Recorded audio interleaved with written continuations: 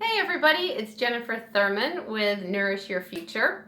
So this week I found a new resource in the Raleigh area.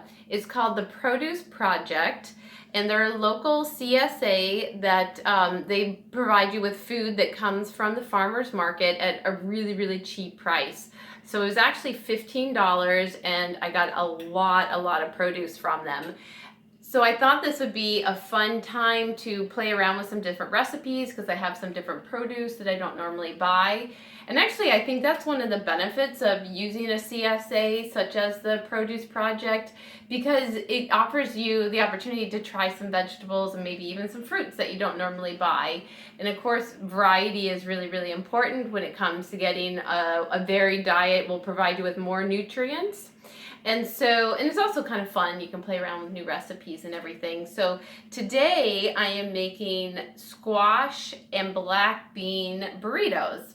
So I already pre-cooked the squash, and you can see it here. I steamed it in the Instant Pot, and if you've watched some of my other videos, you know what the Instant Pot is. And we're also going to show you the Instant Pot here a little bit later. But the squash is already cooked up. So the next step in this recipe is I'm going to saute up the onions. And I've started them already because the onions need to saute for about 5 minutes. The recipe calls for sauteing the onions. I'm going to turn my temperature up here a little bit.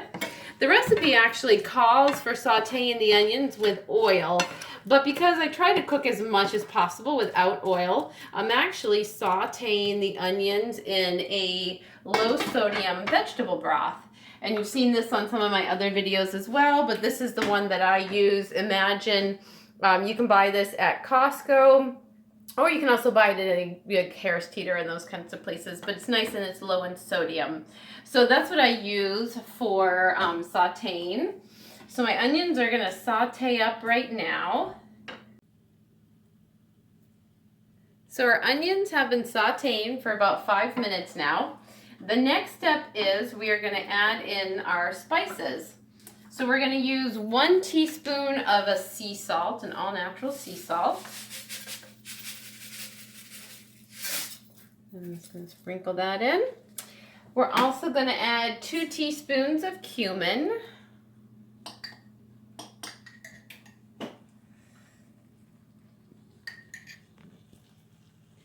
And then we're going to add in 1/2 teaspoon of black pepper.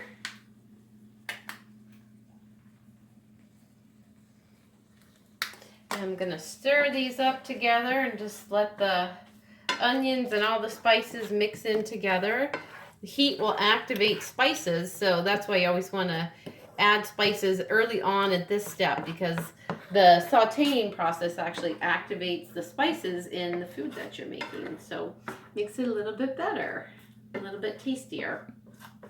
The next step is, after all my spices are well mixed in with the onions, is I'm going to add my green bell pepper. Now I'm using a green bell pepper today because that actually is what came in my produce box this week from the Produce Project. But if I had a red bell pepper, or I had a yellow bell pepper, I could use those as well. So just totally, you can play around with it and use whatever kind of pepper you want to use.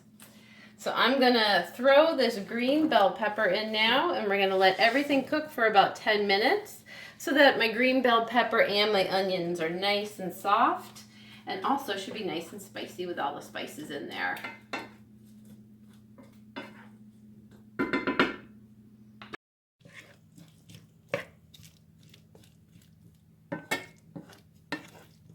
After your green bell peppers have cooked for about 5 minutes, I'm also going to add in the black beans to the dish and let these cook for another 5 minutes before I add in my squash. I love black beans. They're so healthy for you. Such a great source of protein, also a great source of fiber. Black beans are super yummy. They're one of my favorite beans. And again, to make this dish your own and kind of adapt it to what you're looking for, you could also use, pinto beans, kidney beans. I mean, you can totally play around with it. And of course, variety is always good. So playing around with different types of beans is definitely a good idea.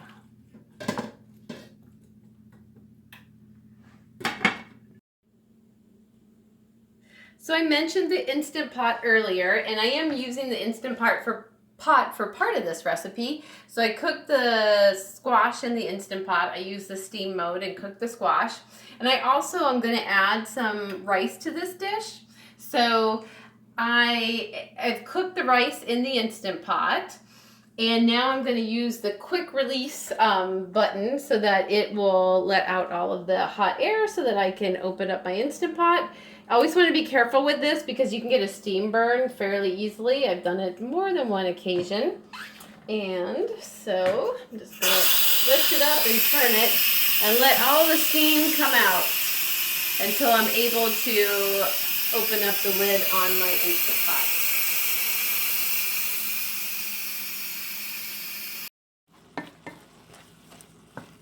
So our black beans and green bell pepper are almost done cooking. So now what I'm going to do is I'm going to add a cup of my squash. Actually, I'm going to add 1.5 cups of my squash. So I'm going to remove the lid. You can see I have a lot more than 1.5 cups of squash, so I'm going to have to find some other recipe ideas to eat the rest of the squash, or I may actually just eat the rest of the squash, just fresh steamed squash. It's pretty good. It's nice and bright in color, and I'm kind of estimating here on what 1.5 cups is. I'm not going to measure out 1.5 cups. But once I put that in there, then I'm just going to kind of start to stir it into the rest of the mixture. You can see we've got a lot of colors going on here. So we've got the nice bright green from the bell pepper. We've got the nice yellow from the squash. It means that we're making a dish that's high in antioxidants, which is what we want. When you want to make a dish that's high in antioxidants, you're going to want a lot of color in the dish. If all you have in your dish is just white color or brown color, you're probably missing out on some antioxidants. So this is looking pretty delicious. The last step to making this is I am going to add a cup of rice. So make her find, oh, here's my cup. So here's my rice. This is actually a rice quinoa mix that I made. So it's got regular brown rice, quinoa, and a little bit of wild rice in it too. So I use that just for variety, but you can also just use like a straight up brown rice. And I'm going to throw that into the mixture.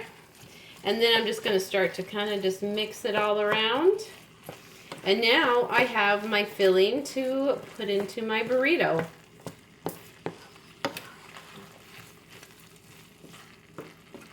I'm probably also going to make up a guacamole to go with my burrito. So guacamole is super, super easy to make. You can do a real, actually a lot of times I do this, it's not even a guacamole, but you can just take an avocado and just smash it up and just eat it like that with your burrito.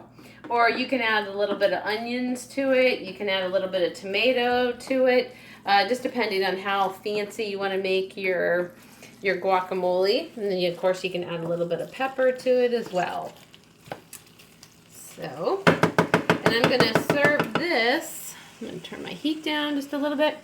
I'm going to serve this on top of, or in, these burritos that I found the other day. And actually Mission now makes a gluten-free burrito.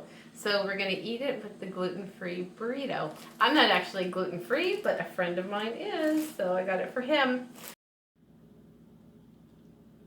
So once your mixture is ready, you can taste it, test it out and see what you think. You can customize it if you want to add a few more spices. So I actually added a little bit of extra black pepper to mine. And I'm also going to serve mine with some salsa as well. This is a nice organic salsa. It's got a little bit of a kick to it. And I am going to use an avocado, and this one is nice and ripe. And I'm going to do this kind of low maintenance, low work. I'm just going to mash it up.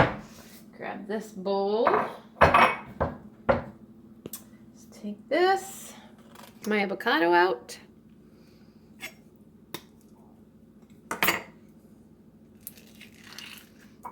And I might even do 2 avocados if I have 2 that are nice and ripe.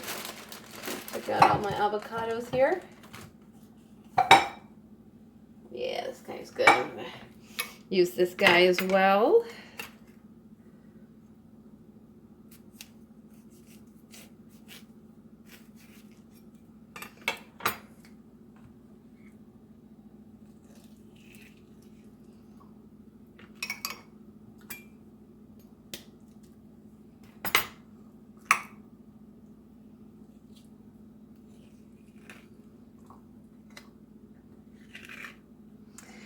all I'm going to do with my avocado is just kind of mash them up.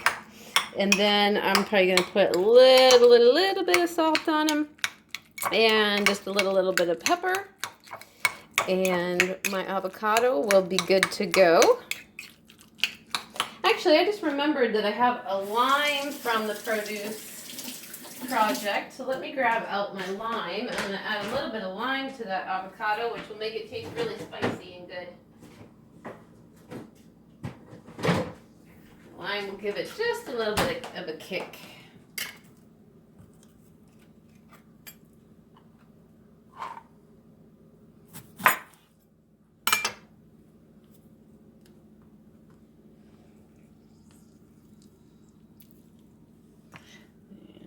Throw the pepper in.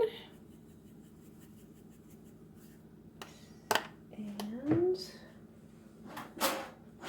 I'm going to throw in just a little bit of salt.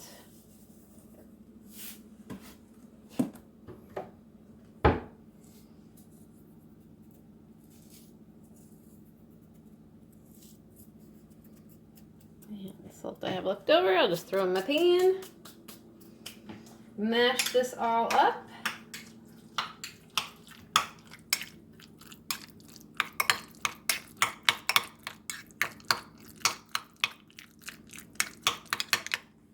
Then the next step is get a plate.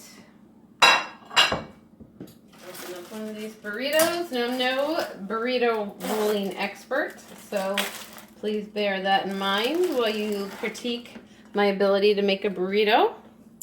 But I'm going to grab some of our mixture from here.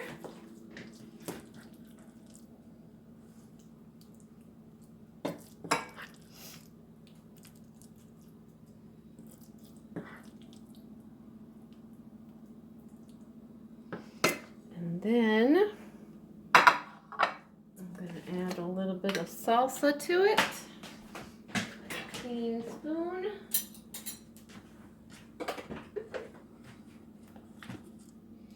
Alright, so top it off with a little salsa. Get a little bit more even. And then finally add my guacamole.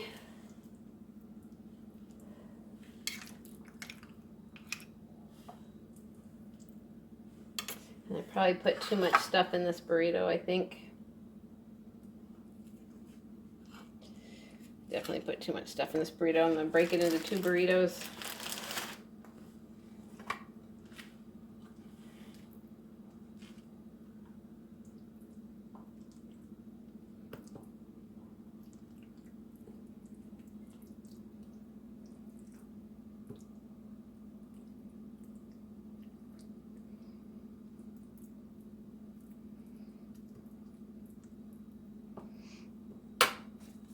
Alright. I'm just going to wrap up my burrito. And like I said, I'm no burrito rolling expert. But there's my burrito. Thanks for watching. Happy eating.